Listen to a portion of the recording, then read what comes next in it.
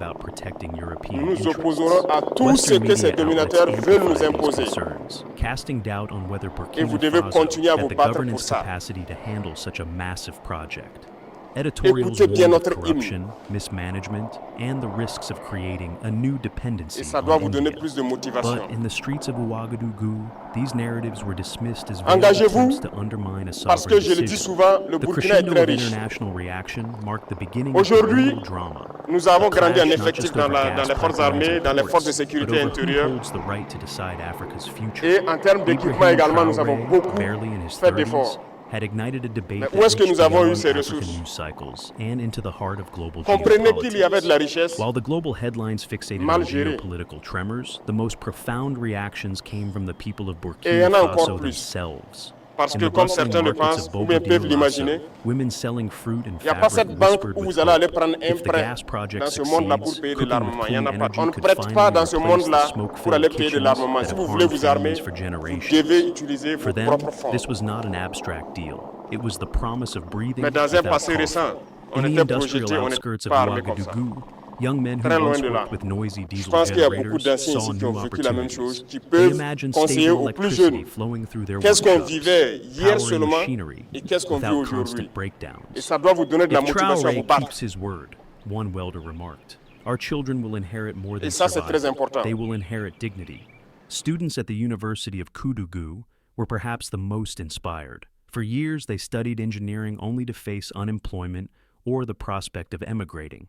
Now, with billions committed to training local experts, they envision careers at home. One student leader declared, "This is the first time we are being told, you are needed here, in your own land." The emotional high point came when Ibrahim Traoré himself addressed the nation. Standing before a crowd of thousands, he declared, "We will no longer export our future. We will build it with our own hands." His words electrified the gathering, cementing him not only as a head of state, but as a symbol of defiance against decades of dependency. Yet the celebrations carried an undertone of caution. The people knew that promises could be betrayed, projects could stall, and foreign powers could retaliate. In cafes, conversations blended hope with skepticism. Would the money really flow into jobs and schools, or would it vanish into the pockets of elites? Could Traoré resist the pressure of giants like France, the US, or even India itself? Still, the prevailing feeling was one of cautious pride. For the first time in decades, ordinary Burkinabè felt that their voices were aligned with their government's ambition. This was not just a contract, it was a collective leap of faith. But every promise, no matter how inspiring, casts a long shadow. And that shadow soon emerged in the form of risks, debates, and consequences. The impact of the gas agreement quickly rippled into the daily lives of ordinary citizens. For decades, households in rural Burkina Faso relied on firewood and charcoal for cooking, a practice that not only consumed hours of labor, but also contributed to widespread respiratory diseases. With the rollout of affordable liquefied gas, families began replacing smoke-filled stoves with cleaner alternatives. Mothers reported fewer cases of chronic cough among children, and entire neighborhoods noticed the difference in air quality. The change was not only physical, but also psychological. Clean energy became a symbol of modern dignity. In schools, the consequences were equally visible. Classrooms that once went dark after sunset now had stable electricity, allowing students to extend their study hours. Teachers embraced digital tools, projecting lessons on screens rather than chalkboards. The sense of being left behind in global education began to fade, replaced by a cautious optimism that Burkinabè youth could compete on an equal footing with their peers abroad. Healthcare also transformed. Hospitals, long plagued by blackouts that endangered surgeries and treatments, received reliable power from the new energy grid. Refrigeration of medicines became consistent.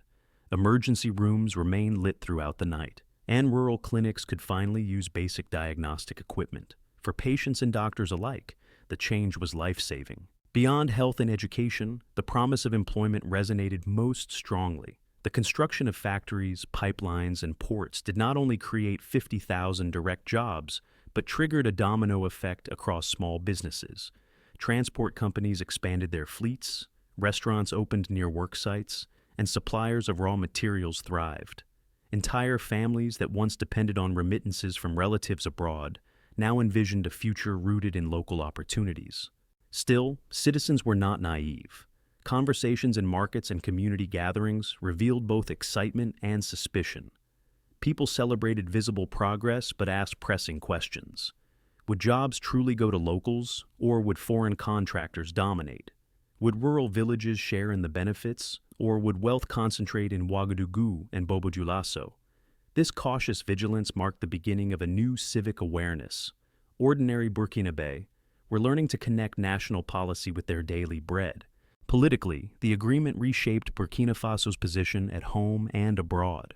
Domestically, Ibrahim Traoré's popularity surged.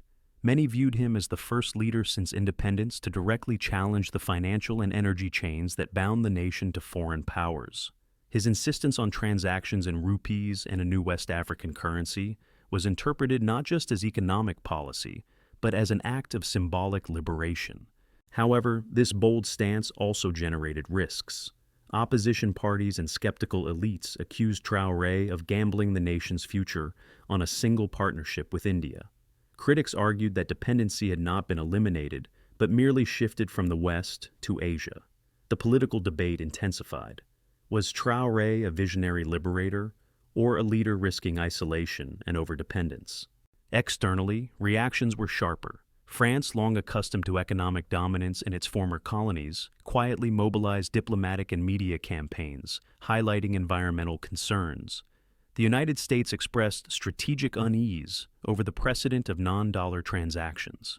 Meanwhile, China watched cautiously, wary of India gaining too much influence in Africa. Each reaction revealed that Burkina Faso's decision was more than a local policy. It was a provocation in the global contest for influence. At the regional level, Traoré's move inspired neighboring nations. In Niger, Mali, and Ghana, political commentators began asking whether similar energy and monetary arrangements could liberate their own economies from Western-dominated financial systems. For the first time, Burkina Faso, a landlocked country often overlooked, became a reference point for sovereignty. But this new status also painted a target on its back. Increased foreign lobbying, covert pressure, and the risk of destabilization loomed over the political landscape. Traoré's challenge was not only to govern, but to survive in a storm of competing global interests. The political consequence, therefore, was twofold. Domestically, a surge of popular support combined with rising expectations. Internationally, heightened scrutiny and pressure from powers unwilling to lose control. This dual dynamic placed Burkina Faso in a fragile yet unprecedented position, as both a potential model for African autonomy and a front line of geopolitical confrontation. As the dust settled after the signing, analysts inside and outside Burkina Faso outlined three plausible scenarios for the future of the gas project. Each scenario carried its own promise and peril. Optimistic scenario. In this trajectory, construction progresses ahead of schedule thanks to efficient cooperation between Burkinabè and Indian engineers. The first liquefied gas units are operational within 3 years, generating immediate export revenue while simultaneously powering local industries. The new currency mechanism stabilizes, reducing dependency on foreign exchange volatility. Young professionals, instead of seeking jobs in Europe, remain in Burkina Faso, invigorating the economy with fresh talent.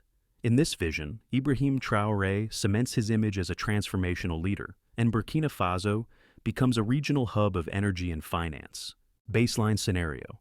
Here, progress matches the official timeline. Factories and pipelines are completed within 5 to 6 years, delivering incremental but steady improvements. The 50,000 promised jobs materialize, though administrative inefficiencies slow down some training programs. Diplomatically, Burkina Faso manages to navigate pressure from Western powers without direct confrontation, but tensions remain. Citizens experience gradual improvements in electricity, healthcare, and employment, though the transformative wave falls short of the revolutionary expectations initially generated. Pessimistic scenario. In the darker vision, external and internal pressures derail the project. Western counteroffers seduce neighboring states, creating logistical obstacles. Campaigns highlighting ecological risks succeed in freezing parts of the financing. Corruption or mismanagement undermines local confidence, with resources siphoned away before projects are completed. The new currency experiment falters, leaving Burkina Faso vulnerable to financial instability. In this outcome, the dream of sovereignty becomes a cautionary tale, and public enthusiasm turns into frustration. These three scenarios form not just academic speculation, but a living framework through which Burkinabè citizens assess daily news. Every delay, every signed contract, every training program becomes a data point confirming or denying one of these futures. Which of these futures unfolds will depend on two critical levers: transparency and citizen vigilance. Transparency is the cornerstone. Each billion-dollar tranche must be traceable, each contract publicly available, and each milestone communicated clearly. Without this, corruption risks turning the grand project into a hollow shell. Civil society organizations, journalists, and local communities need access to oversight tools that prevent elite capture. Traoré's government has a unique chance to institutionalize accountability mechanisms that could set a precedent for the entire region. Citizen vigilance is the second pillar. Beyond government action, the people themselves must remain active participants. From market vendors in Bobo Dioulasso to students in Ouagadougou, communities need to demand updates, monitor construction, and ensure training centers actually serve locals. This civic engagement transforms the population from passive beneficiaries into co-authors of national sovereignty. External diplomacy will also shape the trajectory. Burkina Faso must balance its dependence on Indian expertise with efforts to diversify partnerships, perhaps engaging with African neighbors, Asian allies, or even carefully negotiating with Western actors on equal terms. The strength of this balancing act will determine whether Burkina Faso avoids replacing one form of dependency with another. Finally, environmental safeguards cannot be ignored. If ecological damage emerges, it will erode both international credibility and domestic trust. By strictly enforcing methane capture and integrating renewable energy into operations, the project could stand as a model of sustainable resource management. Ultimately, the future hinges not on the signature already given, but on the collective capacity to protect, manage, and adapt the agreement. The revolution promised by Traoré is fragile but not impossible.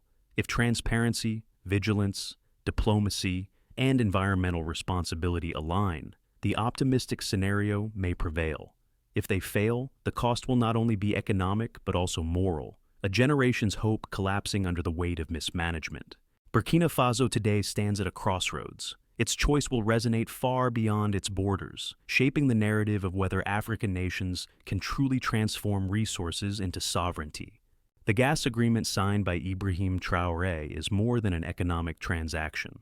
It is a narrative about dignity, sovereignty, and the fragile line between hope and disillusion. For decades, Burkina Faso was described as a landlocked country, peripheral in global affairs, condemned to export raw resources while importing its future. This deal disrupts that script. It offers the possibility that a small nation can redefine its destiny, not by begging for aid, but by negotiating on its own terms. Yet, the lesson is not that signatures alone change history. Contracts and billions mean little if they are not translated into light in homes, jobs in factories, and knowledge in classrooms. The true success of this agreement will not be measured by headlines in Paris, Washington, or New Delhi, but by the breath of a child no longer coughing from smoke, by the smile of a student studying under stable electricity, and by the pride of a worker earning a decent wage without leaving his homeland. This story also carries a warning. Every opportunity carries risks: corruption, foreign pressure, ecological neglect, and dependency in new forms. The path ahead requires vigilance, not only from Traoré's government, but from the Burkinabè people themselves. Sovereignty is not gifted. It is practiced daily through transparency, accountability, and collective courage. For Africa as a whole, Burkina Faso's move is a symbol that the continent need not remain a passive supplier of raw goods. By insisting on local transformation, by diversifying monetary systems, and by linking resources to social progress, nations can begin to escape the cycle of dependency. Whether others follow will depend on their own choices, but the signal has been sent. Another path is possible. In the end, energy here is not only about kilowatts or cubic meters of gas. It is about freedom, the freedom to decide, to build, to breathe, to stay. The future of Burkina Faso will hinge on whether it can transform this promise into practice. If it succeeds, the legacy of this moment will endure not as a contract, but as proof that even small nations can bend the arc of history towards sovereignty. Just when the global powers assumed that Burkina Faso's project would be constrained by logistics, financing, or diplomacy, a remarkable shift occurred. India proposed not only the construction of energy infrastructure, but also a mechanism for Burkina Faso to export expertise across West Africa. Suddenly, the nation was no longer a passive recipient. It became a hub of knowledge, training engineers and technicians from neighboring countries. The announcement sent shockwaves through Paris, Washington, and Beijing. For the first time, a West African country demonstrated that strategic energy deals could create regional influence without the historical dominance of European powers. Analysts began referring to Burkina Faso as a catalyst state, a small country whose choices could ripple far beyond its borders. In local markets and classrooms, this twist ignited a renewed sense of pride.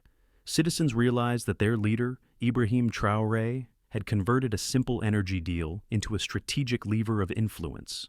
He had transformed not only economic calculations, but the perception of African agency in global affairs.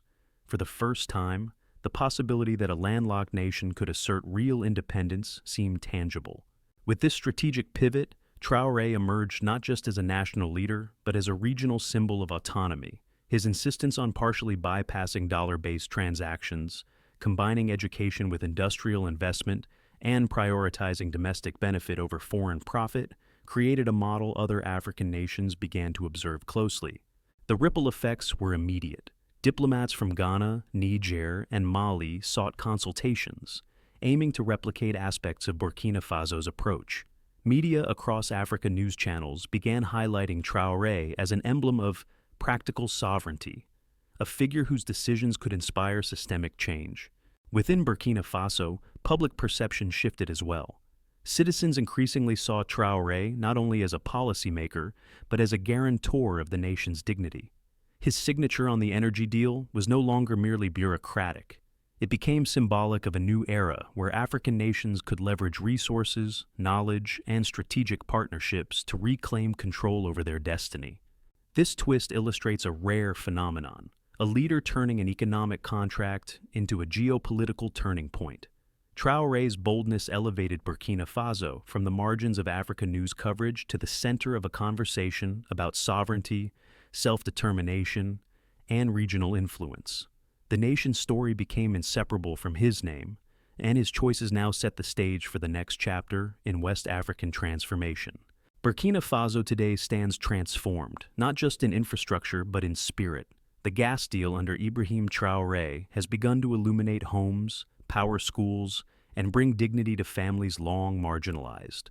Children study without interruption, mothers breathe cleaner air, and thousands of workers finally see a future rooted in their own communities. The country, once considered peripheral, is now a beacon of African agency. Traoré's vision extends beyond economics. It is a testament to sovereignty in action. He reminds citizens that freedom is not granted. It is built, defended, and nurtured. As he famously said, "We do not ask permission for our freedom. We rise to claim it."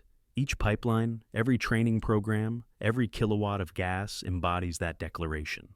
For those watching from afar, this is more than a national achievement. It is an inspiration. African nations, long constrained by historical dependencies, now have a tangible example of transformation and courage. If the spirit of Ibrahim Traoré touches your heart, share this story. Subscribe to follow the journey of a Burkina Faso and a continent that no longer bows but rises. The promise is clear. Energy is not just power, it is freedom.